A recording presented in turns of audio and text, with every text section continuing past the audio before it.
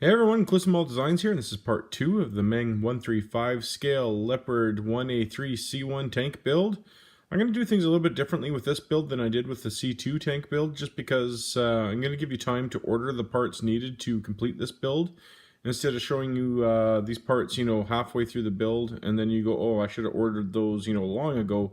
That way I would have had them now, kind of thing. It's best I show you now. This way, again, it gives you time to order them ahead of time.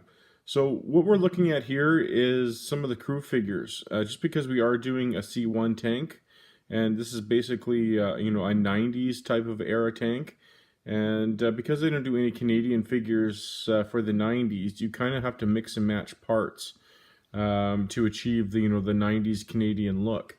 And what I've done is I've taken this crew set here, an IDF tank crew. This is the closest crew set, at least I could find, that somewhat mimics the Canadian crews.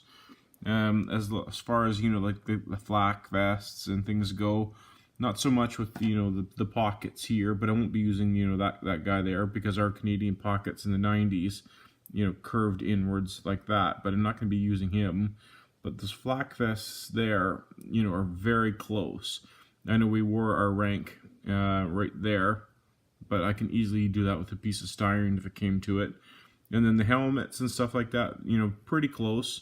But I'm not going to be using the helmets. I'll show you what I have in store. I mean, you could if you wanted to.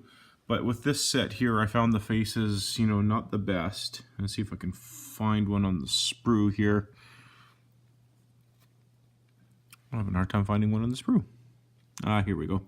It's kind of upside down, but not the greatest. But I mean, if that's all you had, go for it. But I did find a set from Hornet here. You get 5 heads right there. But those are really nice.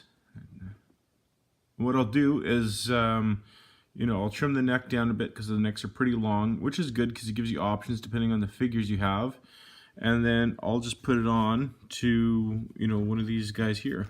Like what? Right? Let's see if I can kind of give you an idea here. Kind of like that.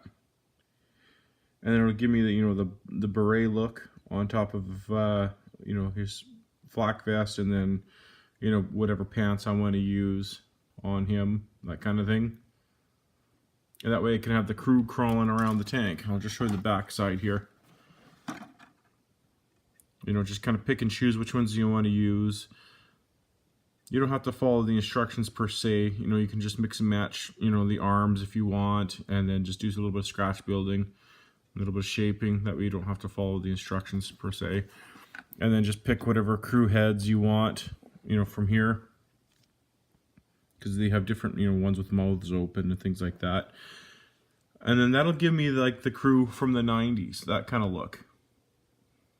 Because I'm going to be having them, half in the tanks, at least 3 for sure, coming out of the hatches. You got the driver, the gunner, and the commander, that kind of idea. At least 3 for sure in this one. And that'll cover that. So, these heads here are pretty nice. And then might have a helmet, laying on the tank, because this crew here, the set here, has a helmet separate from the face, and then I might just have it, as a prop hanging on the tank. I found this set on eBay. It was actually a harder set to find, but that'll take care of my Canadian 90s crew. So there we go. That was pretty easy to do. Still waiting on my book to come in for the Leopard C1 tank, but hopefully that'll be in soon. Another set I found was this Orange Hobby barrel. So that just came in the other day. So that was pretty nice.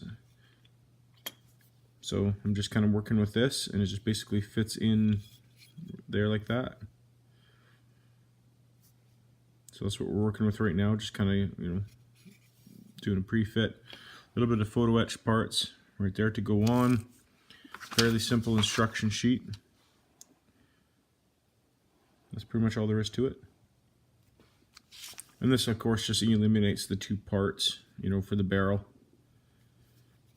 And then it saves you some sanding, and then it looks like it's rifled a little bit, I guess you can call it. You can't really pick it up on camera. Might pick it up down the barrel a little bit. So that's kind of cool if you're into that kind of thing. I do, because I don't like that seam line. Sometimes when you sand it, you start erasing details, right? So that kind of takes care of that. But I thought I should show you this anyway right now. It's, you know, because again, you don't want to be ordering the crew, you know, on part 8 of the build, and then you're going to be sitting waiting, you know, a few weeks, or depending on where you live, or depending where you order it from, and then your build's on hold. So if you order it at least now, by the time we start building the crew together in the diorama portion of this build, at least, you're going to be all caught up. So there we go. So that's just a quick little part 2 of where we're at with this anyway.